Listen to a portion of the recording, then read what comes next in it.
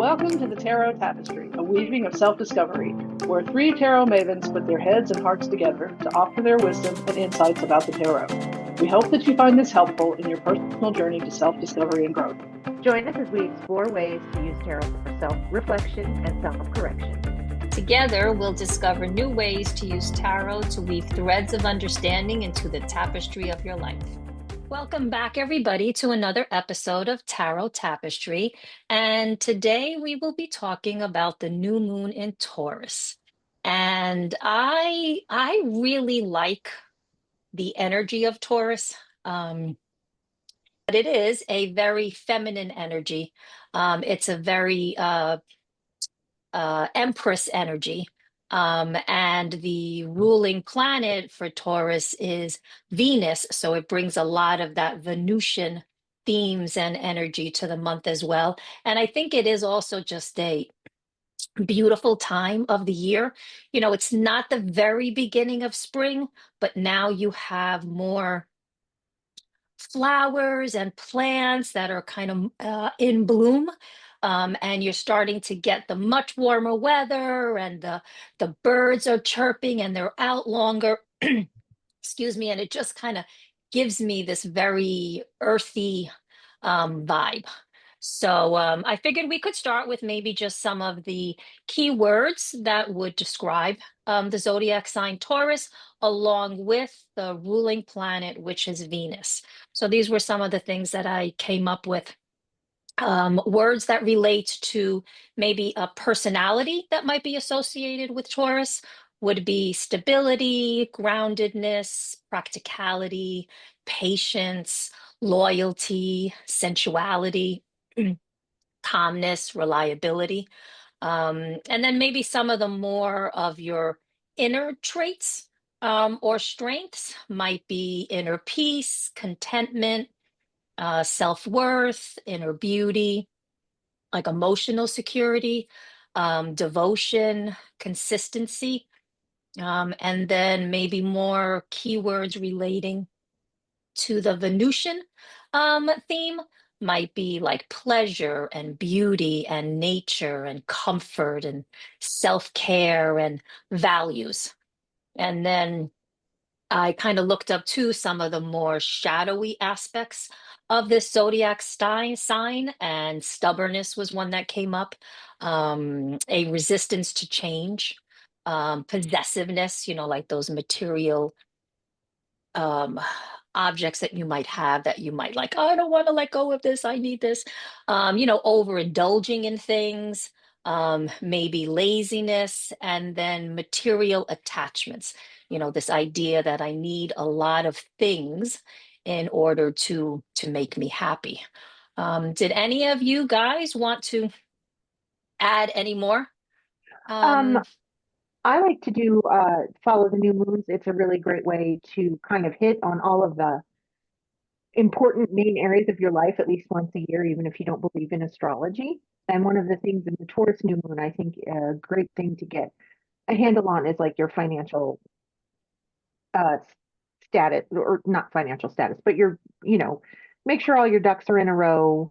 And it's a good time to make a budget. It's a good time to, like you were saying, kind of go internally and decide, am I too attached to some things, or maybe I need something else in my life to make my life more comfortable. It's a good time to assess if you're being a little overindulgent or maybe a little underindulgent and not taking good care of yourself. It's a great time for self-care, and self-care is not always just, you know, facials and bubble baths. Sometimes it's doing stuff that you need to do to take care of yourself, like cleaning your house or, you know, mucking out a closet, that kind of thing. I really like the Taurus energy too because it's very calm and steady and stable. And it's just a good, especially after the Aries new moon, which can be a little chaotic because it's a, you know, a cardinal fire sign, and it's go, go, go, hurry, let's do more creative things and fill our plate up. So this is a good time to sort of assess what you've filled your plate up with. And I like that very much. And you made me think about too how or the spring season, you know, roughly the spring season is about 3 months. and Aries starts it off, and the weather is still kind of like cold, warm, rainy. And then you kind of get into May, or you get into I know the new moon is at the end of April and then runs until probably the end of May. But it's that time where the temperature, at least here in New York, is like perfect. It's not too cold and it's not the summer. And it's like just that energy where I feel just more motivated to like get up and to do things because the temperature is just more constant. I don't have to wear a sweater. I can wear a short sleeve shirt, and I love the weather. I love the weather. Um, Linda, did you want to add anything to what we've been saying? Oh, I'm just kind of sitting over here grinning because I am a Taurus, and I, the first couple of things you said, and the only one I remember was the Empress. There, that when you started, Kate, and I'm just laughing because those two things are things that I really don't like, and don't. I mean, I guess you kind of, one of my favorite astrology books when I was younger and kind of getting into it was a book called Linda Goodman's Love Signs and or Sun Signs. She wrote a Linda Goodman's Love Signs, but the first one was Linda Goodman's Sun Signs. And it was really funny because my first husband's last name was Goodman. So for about 15 minutes, I was Linda Goodman. And so that was kind of interesting. That's funny. But she kind of talks about Taurus. I remember just kind of like, Elsie the cow and Ferdinand the bull kind of out in the pasture being just placid and happy. And in some ways I can agree with that when things are kind of going my way. That's how I feel. But I also have a lot of Scorpio in my chart, and that's on the opposite side. So there are a lot of things that are supposedly Taurus traits that I don't. I have to a certain extent, but not a lot. And it's just interesting to see kind of what's the. I mean, it's kind of interesting to see what the stereotype is of any sign. But if you are that sign or you have a lot of that sign in your chart, it's a little more interesting, I think. And yeah, they're typical, I'm not gonna lie, I love a good meal. You can look at me and say, you can tell I love a good meal. And as I get older, I love a good nap. Not gonna lie. And I like nice things, but I like I've spent since 2015 basically, so a decade.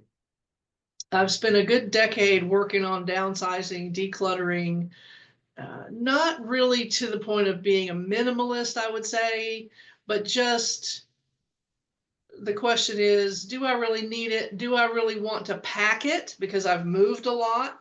Do I need this? Do I really want to pack this up and move it somewhere else? And if I get it somewhere else, will I use it when I get there? And so when I moved from Denver or from Pueblo to Denver, I got rid of so many things. One, because I was outfitting my grandson because he was going to have an apartment.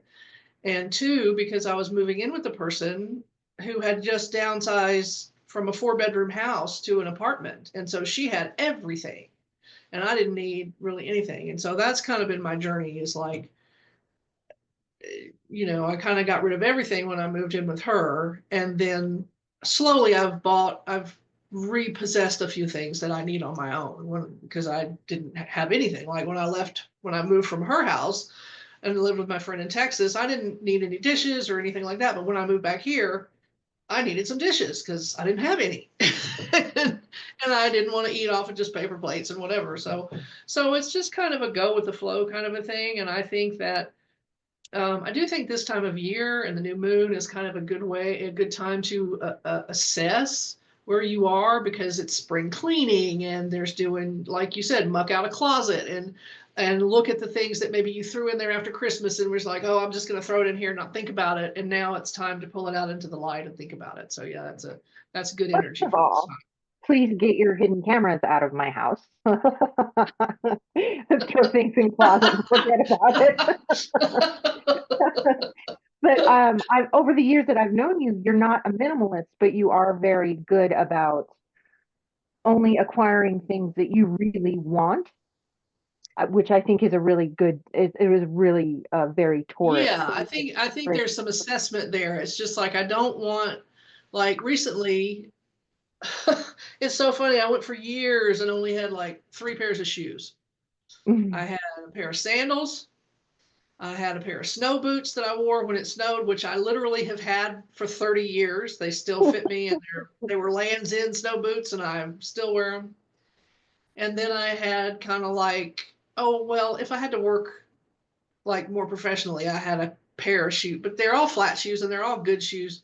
And I just wear my shoes a lot because I spend the money to buy good shoes that support my feet. And then I went through this period where I couldn't find the shoes that I was wearing. They didn't make the brand or they didn't make the style anymore. And I bought these other shoes and they kind of wrecked my feet. I mean, they were hiking shoes and they were good shoes, but they didn't work for me. And they just made my whole, from the knees down, calves and feet ache. And so I've now found a brand of shoes that I absolutely love, and I've kind of got a little shoe buying crazy. I'm not gonna lie. You can't And have too that's many okay, comfortable Linda. shoes. Yeah. And I'm You like, gotta do I have really need this? shoes. Do I really need this 5th pair of shoes? It's like, yeah, but you're gonna keep it for, you're gonna probably die in these shoes, so you might as well just have them. Another good thing to get it with the new moon in Taurus, get yourself some good shoes, some good Yeah. comfy shoes. And I think too, Linda, when you were talking about all of this downsizing and only buying and keeping the things that, were your like necessities almost to say, that's very Taurus too. When you think about one of the bigger themes in Taurus are like your values, right? Things that you value, and that could be everything and anything. And for you, you valued this idea of just living comfortably and not having an overabundance of things that you just didn't find necessary, and that is very very Taurus like, and then just being very practical about the things you have. And like when you were talking about your shoes, you were being very practical, right? I don't need to have 10 pair of shoes. And I'll tell you, like I have, and I like save a lot of my shoes. And I wear the same shoes over and over and over again. Like I have that one pair of sneakers that I will wear when I'm walking and I'm just doing a lot of like being on my feet. I'll have my comfortable shoes for work. I'll have my sandals. I have like 2 pair of sandals that I wear all summer long. And I buy other sandals, but I always go back to those two because of comfort and practicality, and that's all part of that Taurus energy as well, you know. And I think the other thing is also having moved a lot when I was younger. And then when I lived with my parents after I got divorced, and I lived with them for 7 years and kind of helped them pay off their mortgage. And then my father got sick and he passed away. So when I was living there, so I was helping with that. But my mom was, my parents were children of the Depression. And so my mom was not, she wasn't, I guess, textbook hoarder, but she held on to things. And she had a thing with magazines was her kind of thing. I mean, she would pick up a couple magazines at the grocery store every time she went. She subscribed to, Better Homes and Gardens and Red Book and all those old magazines that probably don't exist anymore. Well, Better Homes and Gardens. But anyway, she just couldn't get rid of them. She'd move them into the other room when they got too high to see the TV on the coffee table, But so when I lived in her house, and I tried to be very respectful that I was living in their house, and I had kind of a downstairs area where I had lived when I was in high school, but upstairs which was more of where they were, and my daughter's room was up there. You could not open a door in my mother's house, a bedroom door, a bathroom door. There was something behind it. You could never open it all the way. You could only open it enough to get through it, barely. And it kind of drove me nuts. And I thought, when I get wherever I go, I want to be somewhere where I can open the door all the way to the back. And now I'm sitting over here looking at my bedroom door that I have 3 2x2 long wooden things that I use for quilting, but there's 2.5 by inches, so I can open the door, and I have some wrapping paper back there, but I can open the door all the way. And I'm just like, oh man. And then when I moved to my friend house in Texas, she had this big open plan house that only had doorways. So there weren't any doors. So that was a whole other experience. So Wow. And you would think about like what your mother had done, they were kind of representative of more of the shadowy side of thing, like an overindulgence or a possessiveness, right? Or this idea like a material attachment, not wanting to let go of things. But then I guess that also stems back from her upbringing and not yeah, having that, money and and and it was wanting also to the hold on. era of where you got so much mail, so Mm. much junk mail, print mail and she couldn't seem to go through it and get rid of any of it. And now it's like well, first of all, I open my mailbox outside. I live in an apartment, so my mailbox is on a stand outside. So I open that up when I come back from errands or whatever. And most days there's nothing in it. And then if there is something in it, I'm standing between the mailbox and the trash cans, and I'm like, oh, trash, trash, trash. And the one thing that might be addressed to me or my grandson will come in the house. The rest of it won't even come in the house. And so that motivated me there too. So a lot of it is, what you grow up with and what you get used to, and things that you kind of, if you're aware of it, you want to carry on versus what you don't want to perpetuate that you got when you were younger. So Which is really good. That's being able to reassess, what was of value to you when you were younger growing up, and then yeah. what parts of that do you want to keep in your life, and what parts do you feel like, oh no, I didn't like that doesn't serve me, and now you want to let it go. The other thing I was thinking, as we do these new moon um episodes, right? And I started to think about, like, if you're starting out fairly new to maybe tarot, or just maybe to doing some work with the new moon, you like, how do you decide which energies that you want to maybe work on for the lunar cycle, right? Like, I read a whole bunch, at least maybe 30 keywords, and some of them could be so different. So, I thought if maybe we could spend just a very tiny bit of time, maybe just talking about, like, how do you come up with your own? Like, it's very easy to listen to podcasts and YouTube channels where they talk about maybe some of the more dominant energies that are surrounding the new moon each month. But what if you didn't want to do that? Like, what if you just wanted to, like, sit in your room with your tarot cards and say, okay, what am I going to work on? For this month, and I started to think about that, because I sort of have to do that kind of planning when I'm planning for the new moon circles in the symposium. I try not to look at what anybody else says about the new moon and the energies that they talk about, because I really want it to come from something personal for me. So I was thinking about, like, um is this idea of, like, you can get like a list of various topics, right, or keywords or energies, and to read through those energies and write down the ones that like speak to you, that you're kind of like, ooh, that sounds really interesting, or ooh, I really like that one, and then write them down. And then I also look at, like, what area of my life right now am I focusing on, or what is in the forefront of my mind, and kind of take that area of my life and some of those keywords that resonated with me and see how I can kind of combine them together, to come up with some things that I can now start reflecting and thinking about, and then maybe I want to take those things and do a little bit more research just to get a better understanding of them, and then I know that, okay, so now this is personal to just me.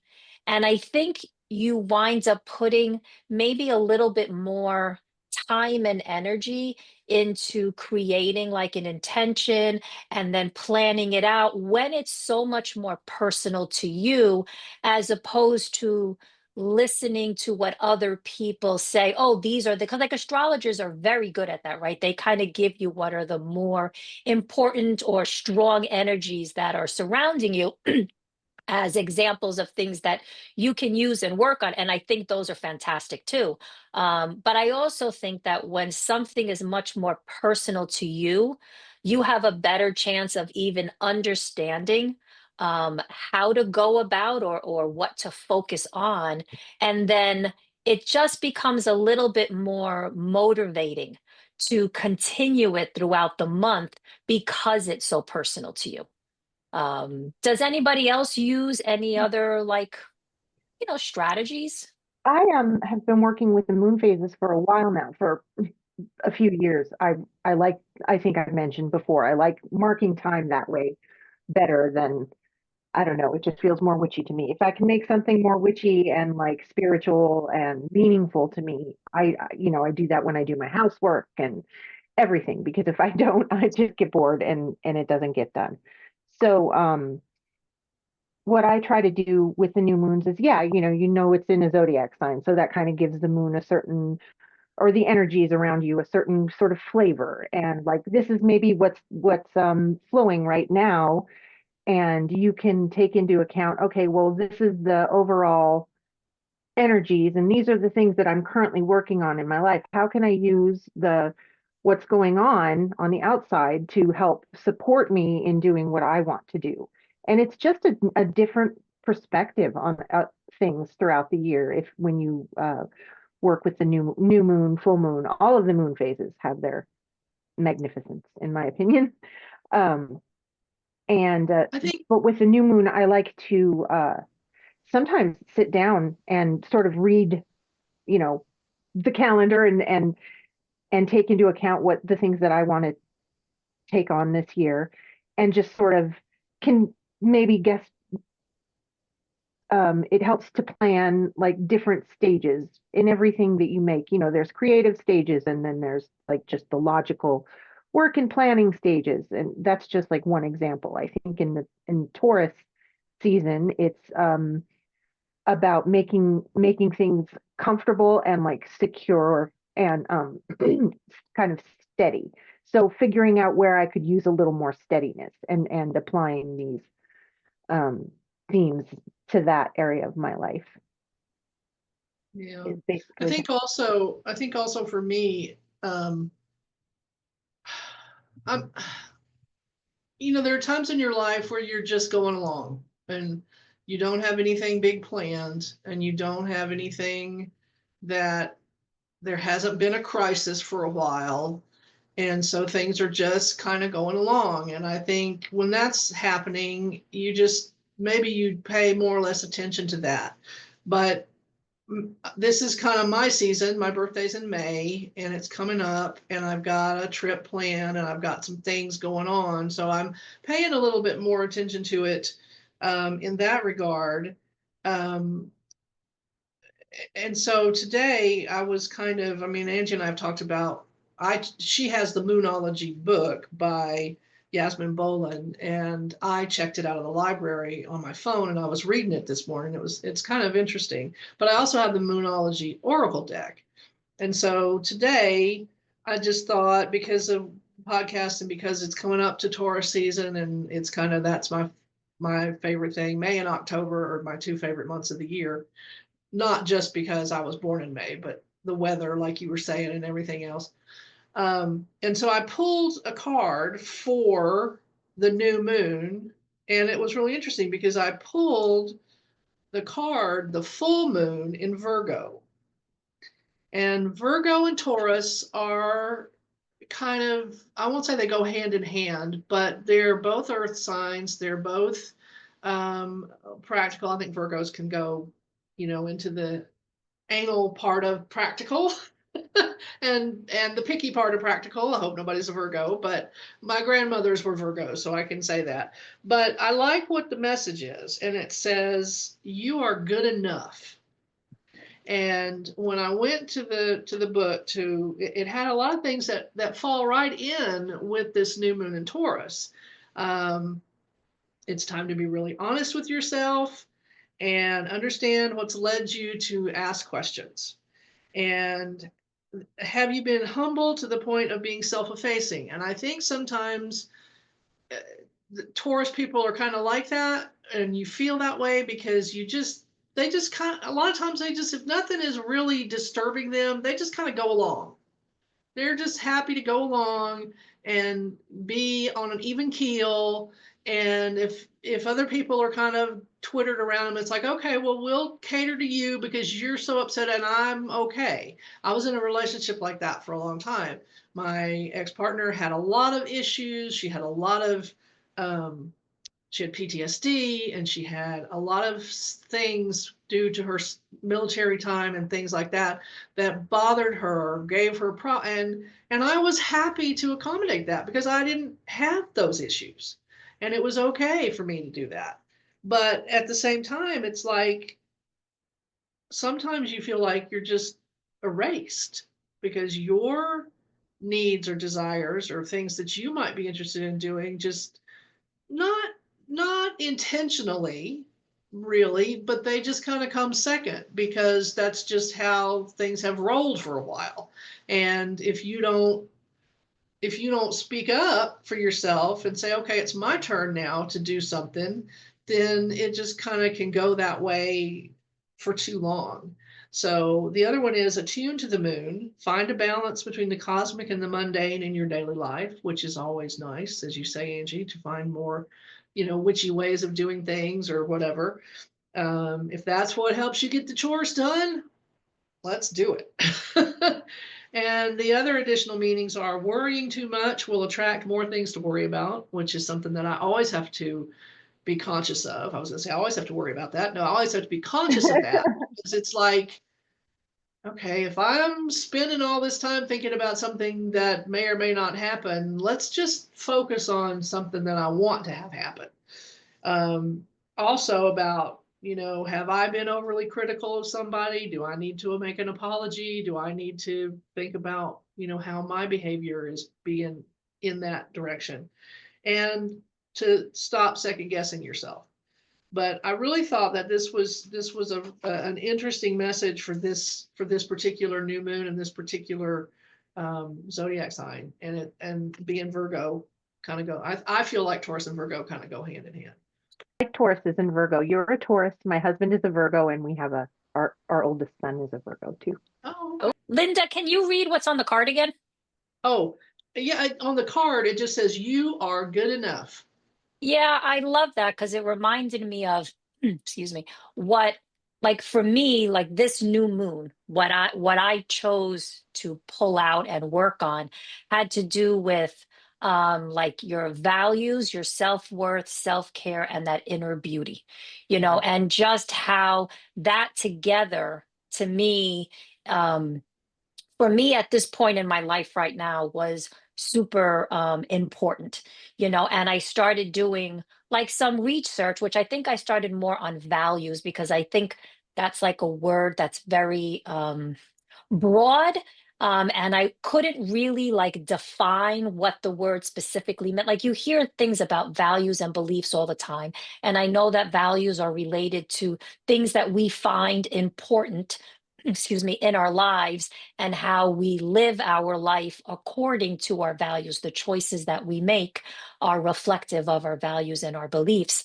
And of course, when you do searches on values, you get Brene Brown, who has done a lot of work on values and shame and self-worth. And she wrote a book, and she talks a lot about values, and she does even like a whole exercise on how to get in touch with and identify your top 3 values, and then how you can go about incorporating or examining those values and making sure that your actions are aligning with them. And she defines values as a way of believing or being that we hold most important. Living into our values means that we do more than profess our values, we practice them. We walk our talk, we are clear about what we believe and hold important, and we take care that our intentions, words, thoughts, and behaviors align with those beliefs. And I love that because when you think about self worth and self care and inner beauty, what you think about yourself, you know, directly impacts the things that you do, so for me and this new lunar cycle, it's going to be more about, well, what are my values that relate specifically to my this idea of self-worth, right? How am I giving or showing self-care? How am I caring for myself, my inner world, and that inner beauty that I have, which has nothing to do with your physical appearance, but how am I right now in the present moment? Am I showing that, right? How am I bringing that out of me and into the world? And then how can I maybe improve upon that for my own well-being? Like, what are some of those values that I have that maybe are not the most beneficial for me having really good self-worth, for me believing, like you said, Angie, in that card, right? Can you just read that one more time? I just want to make sure I have the words right. I mean, Angie, Linda, I'm sorry. You are good enough. Right, you are good enough, because I think many of us, especially in this society, always think that we can do more, more, more, more, more to improve upon ourselves. But we are good enough, and being able to internalize that and believe it, and truly believe it, is not always the easiest of things. So for me, that's kind of what I plan on working on through this lunar month. And then I just wanted to mention that I will be using the 2 cards, the Empress and the Hierophant, in conjunction with one another to kind of help me explore those ideas a little bit more. I like That's that. I like putting a bit of a structure around your creative exploration and, yeah. what do I I want just to want to go? Good jump thought. in real quick, and just because I didn't get a chance to say this, but on this card in the book on the teaching, it says the full moon in Virgo. Obviously, we're talking about that card is a time to declutter your life, your home, and your office. It's time to sort what's good from your life to what's not serving you, and I think that it really goes along with this whole time of year. It just pairs really well with the time of year it is. Like we said, spring cleaning, getting the things out that just have kind of accumulated over the cold months where we just didn't want to deal with it because it was cold and we didn't want to go outside, and we didn't want to sort, and we didn't want to do whatever. And so now it's an excellent time to kind of drag all those things into the light, going, oh my God, how did I get all this over the winter time? you know I Very, have very 21 true. things stacked on my refrigerator, and who put them there? All right, that's funny. So, Linda, is there anything in particular that, strikes you as something that you want to maybe have a little bit more of a focus on over this, this new lunar cycle? Well, I'm actually doing. I've got a box downstairs that I'm putting things in to take to ARC. I just went through the back seat of my car yesterday because I still had things just kind of sitting in there.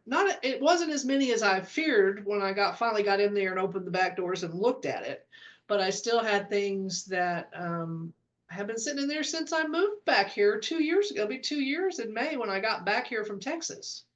So I'm gonna add those to the box. I had a weighted blanket that I bought there, and I used it some, but it didn't do exactly what it was supposed to do, I guess. And I don't like it anymore. It's been sitting in the backseat of my car, so it's gonna go to the Ark. And some books that I was gonna give away, but it's like I mean, to particular people, but I am not gonna see those people anytime soon, and so I'm just gonna donate them.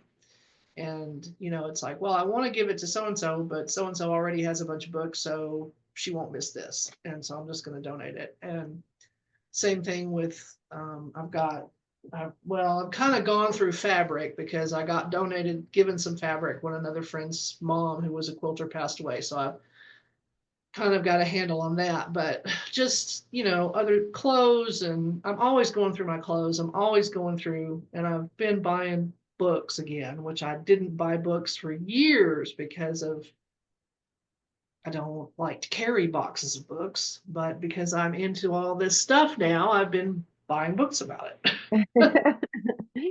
Yeah, I'm gonna try to give my bedroom a glow up over this month, make it more organized. And I got a really pretty little gift from one of my aunts that I want to find the perfect place for on my wall. And Nice. yeah, so I figure that's pretty Taurian. It's about home and beauty and comfort.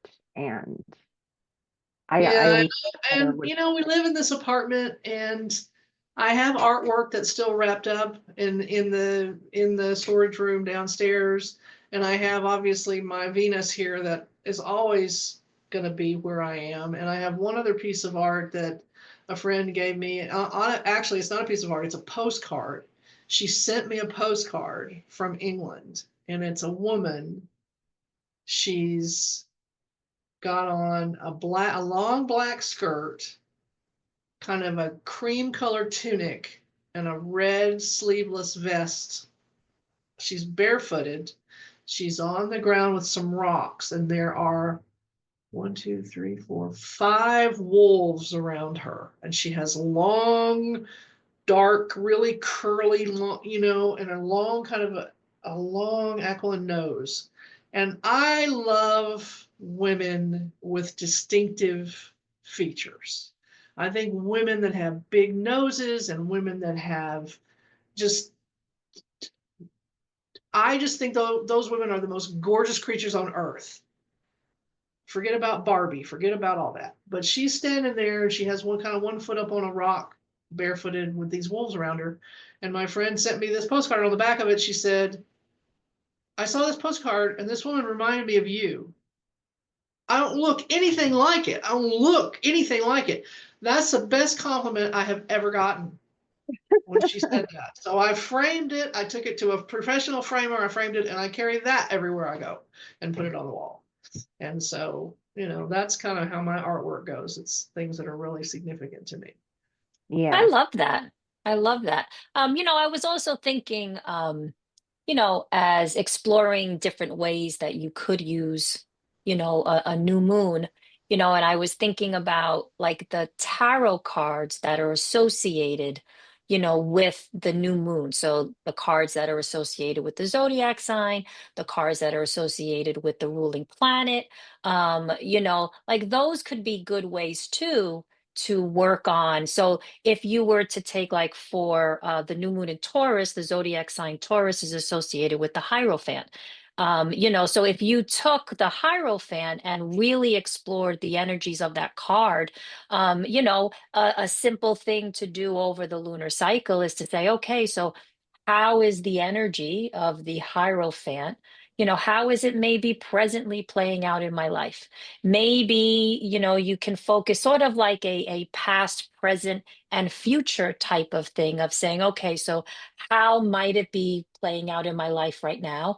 What influence did it have in my past? And how might I want to take that energy and use it or have it be portrayed in the future, and not to say, because there's lots of different sorts of energies that are associated with each of the cards. There's like primary energies and then other things that you could work with, but maybe pulling that card and doing some research on all the different aspects of that card and finding something that resonates with you, like, oh, you know what, that sounds, that sounds really interesting. I think I want to work with that. And then that is like your guide for the lunar cycle, Yeah, I or think you the Hierophant can be, I mean, and the cards that come up, like for me, I have way more trouble with the Empress than I do with the Hierophant. Some people have problem with the Hierophant because of maybe their religious upbringing, and the Mhm. traditional image of the card is kind of religious. And I think in some decks, the Hierophant is called the Pope. Is that correct? I think it's a Pope. So there's all that kind of energy that could be hard for other people for people to deal with if they have the kind of religious trauma, if you will. Um, Yeah. I wasn't raised, I mean, I was raised Christian, but it was kind of, we were pretty laid back about everything. And I did not come up with parents who were like telling me it was evil to dance and I couldn't play cards and, all that. I didn't have any of that. And we were Presbyterian, and Presbyterians are pretty laid back anyway. The ministers are laid back. The whole congregation, it's all more about paying your debts than any kind of real, you're going to go to hell if you do this. So I didn't get a whole lot of that. But I also think the symbolism of the person who is kind of an authority, who maybe is a teacher or a mentor or someone who represents, say, a school system or or a university, or that kind of system of what you have to, even when you have to go to law school and pass the bar and do all that to become a lawyer, those kind of systems that you have to work within.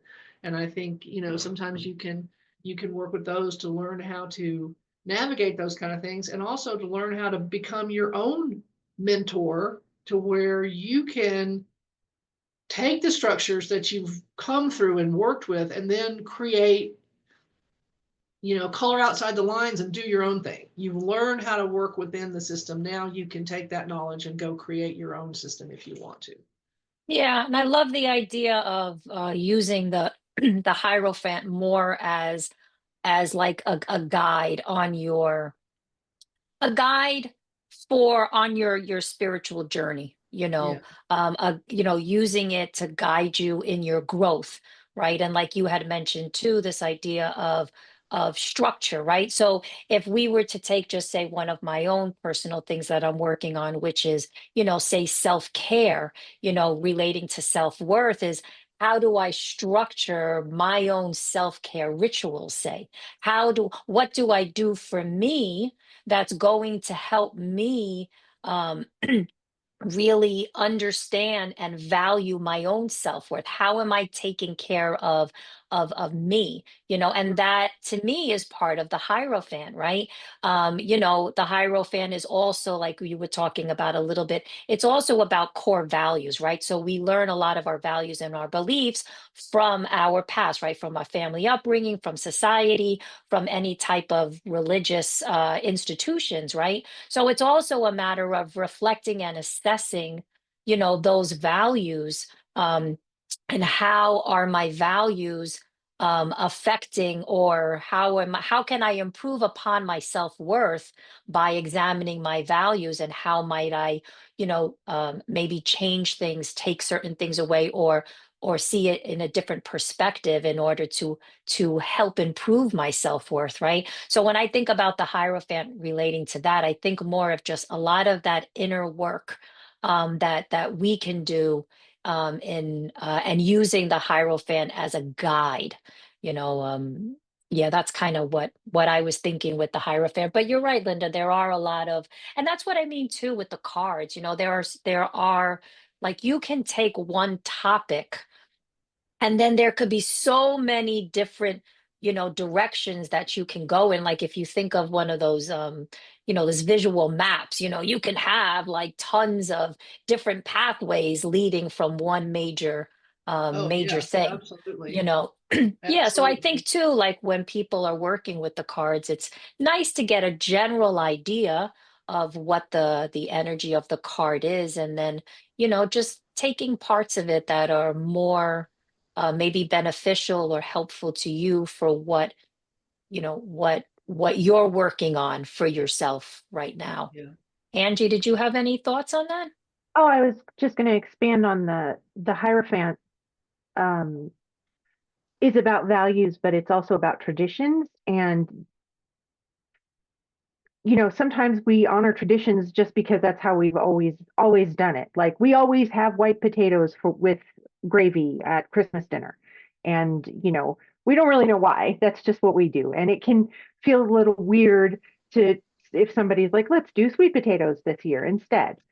So when you're a grown up, we're now like we are, you can decide which traditions you want to keep and which ones you don't want to keep. And even if it's a tradition where the thing that you're doing is you don't really like the thing you're doing, but you like the thing you're commemorating, maybe you could do a different thing that you enjoy to commemorate that thing. I mean, That I love makes what you sense. were saying about the tradition part of it. Like for Yeah. myself, Christmas has always been a huge thing in my family growing up. And as a young child, I was very excited about Christmas, but I wasn't excited about Christmas. It had nothing to do with the religious aspect of it. It just had to do with, as a child, oh my God, I'm going to be surprised with gifts. Look at all these gifts out there. Da, da, da, da.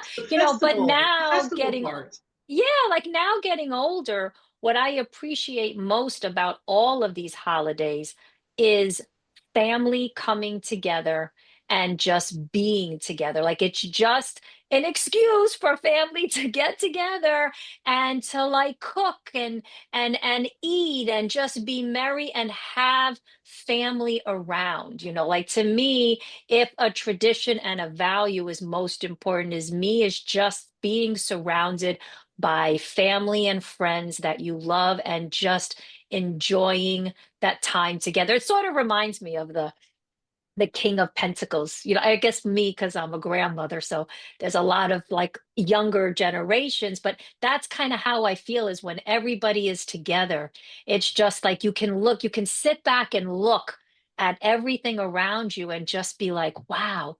Mhm. There's a lot of growth. There's just a lot of personalities. There's just a lot of varying energies that all come together and the energies just all like merge and meld with one another and it creates an atmosphere of just like peace and joy. It's like that king of pentacles. I love it. Well, I want to thank you for saying that because you reminded me that I need to call the restaurant here in town and order pies for Sunday. I got invited. Elijah usually goes over to his aunt and uncle's house and for whatever holidays because I don't really do holidays anymore and it's okay with me. But they invited me for Christmas was the last one. Yeah, I guess Christmas was the last one, and then they invited me for Easter. So I since I'm not cooking much, I just decided I would order pies from the Village Inn, and I don't know if they have the Village Inn where you are, Kate, but they make the best pies. So No. yeah.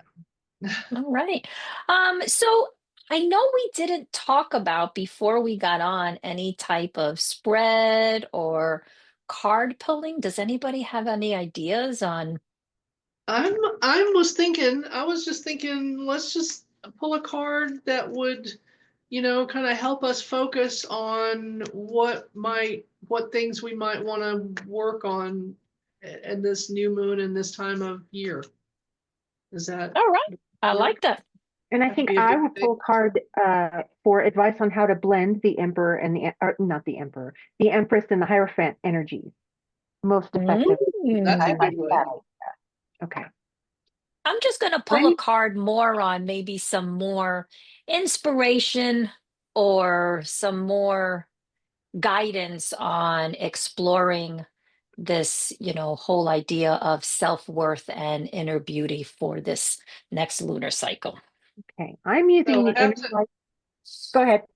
I was gonna say I have to laugh because I did right before I got on here, I was doing the daily prompt in the symposium, and it was about what is the spirit of retreat or something mean to you, or what happens in the Ooh. spirit of retreat.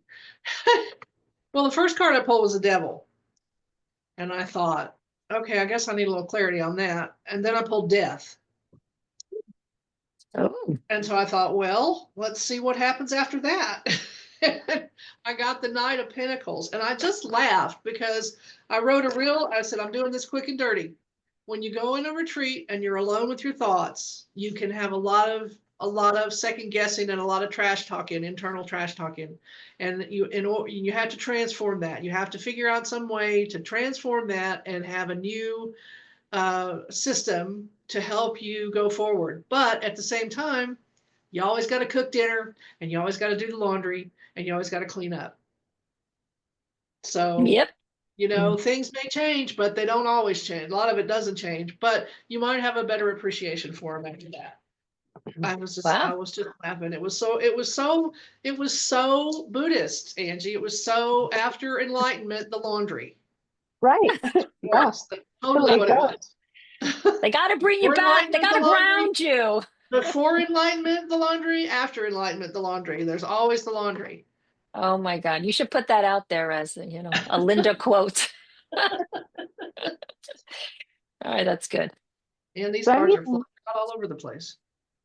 I'm using the Inner Light Tarot by Serena Borsella. It's really pretty. It's yoga themed, kind of. Okay. And the Hierophant is a yogi, and she's doing a toe stand, squatting a toe squat. And she's got one of her hands raised, and the sun is at the tip of her fingers, and her other hand is down, and the moon is there in the Hierophant card. And I love the idea of a yoga teacher as a Hierophant, because a yoga teacher is like, the traditional Hierophant is like, these are the rules, this is how you do it. But a yoga teacher is more like, hey guys, I think it's over here. Follow me. Let's see what we can find. And then the Empress is also very pretty. It's a woman kneeling in a wheat field, and she's holding an infant, and at her heart space is glowing. So it's kind of like, what are you going to nurture? And I asked Tarot, okay, how do I blend these two energies to best effect? And I pulled Justice, which is about balance. And I love that card. yeah, and the yogi, That's a she's great standing, card. if I wasn't being recorded, I would remember the name of this pose and be able to say it in Sanskrit, but since I am, I can't. It's a dancer pose, and she's, got her leg up behind her, holding with one of her hands, and then in her other hand ahead of her, she's holding scales that are balanced. So with that as an answer to my question, thank you, Tarot. How do I balance? And it's like balance. But it's, the Hierophant being maybe more rules, and the Empress being what do you want to nurture? What do you love? I think that's Justice tells us to keep to the middle as much as we can, and to sort of give what each thing needs, give each thing what it needs to keep things in balance. So sometimes, balance looks static, but it is not. If you've ever done tree pose, you might be standing still, but the inside of your body is adjusting things. It only looks So you don't static fall because over. you're looking at a picture of somebody that was balanced in that moment. But in Mhm. order to keep that balance, there's all these tiny little, adjustments that you make from your toes on the ground all the way into your core, all the way into how your head is tilted. Yep. You have to constantly be readjusting that to keep your balance. Yeah. Mhm. I love that. Linda, what did you pull? Well, of course. After I threw them all over the floor, and I don't even know what I said. Something about the season and whatever. Oh, Ten of Swords. Or as I'm going to start calling this card, the acupuncture card. Maybe you need a massage. Yeah, exactly. I'm thinking a massage. I'm also thinking that instead of looking at this as literally the swords in the back, I'm thinking of this as things to declutter, things to pull out and deal with.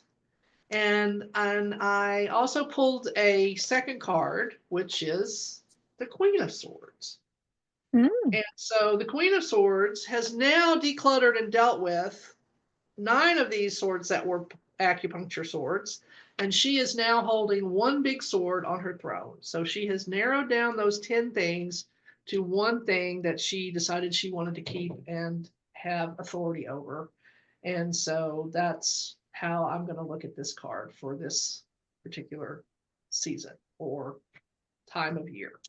I love I that. really like that. Yeah, that was really good. Okay, so I was talking about how can I maybe get just like some more guidance or insight into how to work with this idea of self-worth over the lunar year, the lunar cycle. And I got the Eight of Wands. And I think that's why I asked you to go first, Linda, because I was like, oh my God, what the heck am I going to say about the Eight of Wands? But what I do like is, the wands is about your passions and your desires. And I like the eight and being in flight because it's action, it's taking action, it's doing what you need to do in order to fulfill your passions or to It's kind of very bring them focused. to It's reality. very Yeah, focused because they're all in the same, direction. I mean, I don't know yeah. what So that one is. I was thinking, of making sure that I believe for myself anyway, part of your self-worth is is pursuing your passions, pursuing the things that are important to you and the things that you think are going to make you happy, right? Utilizing my creativity and other skills that I have, and doing things that basically make me happy. And like you said, Linda, is being very focused on picking something and working on it to the best of my ability, and staying focused and working hard on not distracting myself with a lot of maybe some of the negative thought patterns that might go through my head, but really being focused on just um, aligning my actions with what it is I want to achieve in regards to this passion that I have. So that's kind of what I see because it's very easy. I can be a scatterbrain, I mean, I am a Pisces and my brain can just go everywhere, and I think staying very focused on something can be very difficult for me. But I think um, that it's something that I would benefit from greatly, you know. The Eight Yeah. of Wands too, the sky is nice and clear. So I think that Hmm. also tells you to go where it seems clear that you should be going. And also, with them, they're already flying through the air. I feel like it's a nice, you're already on the way. You're doing great. Just keep going.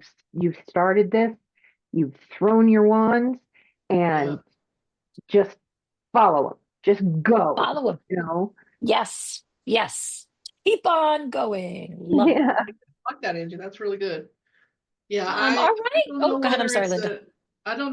an getting older thing. I don't know whether it's too much time on screens. But I just have having a hard time. I really have a hard time focusing on things anymore. And I think part of it is I let myself get distracted by the internet or whatever, if I want to blame that. But when you say that you feel scatterbrained, I totally relate to that. And I think too, like now that you're saying it, if you go back to your Ten of Swords and the Queen of Swords, maybe like you were talking about how taking those swords out, right? Dealing with Mhm. each of those swords, and then you have the Queen of Swords who just has the one. Maybe Yeah. that idea, maybe those Ten of Swords are your scatterbrain, you know what I mean? And Distraction. how your Yeah. distractions, yeah. And Yeah, maybe that's a a biggest good thought. focus is just focusing on that one thing that the Queen of Swords has and says, okay, I'm going to work really hard to Yeah. make sure that I stay focused on this one thing, whatever that might be. And having that idea in my head that I can be very scatterbrained and have all these different things. I mean, maybe, a Definitely thought. No, easy. It's that makes a lot of sense. possible to get overwhelmed by your own thoughts. And I think, Oh yeah, yeah. yeah, you just got your mind is in too many places right now. And the Queen of Yeah, and Swords, I'm doing a lot of things. I mean, I'm doing this and I'm working on some quilts I want to get done, and I've got a course I'm taking online, which I've kind of let slide, and I need to pick back up with that. And so there's a lot of stuff going on, and I just need to kind of schedule myself better. That's the Also, thing is I'm sorry, the queen will deal with all of those, but she does them one at a time, right? oh yeah, So, right. It's like sword in hand, she cuts through whatever she needs to cut through. She cuts through all the bullshit, all the That's things that it. are not really important at the moment. Yeah. Mhm. Yeah. Well, this was lovely, ladies. This is always so exciting. I have to tell you, sitting here with you ladies and recording these podcasts really does bring me such joy. It Aw. really does. Like I could sit and talk tarot, all day long with you guys. So, I appreciate being here with the two of you.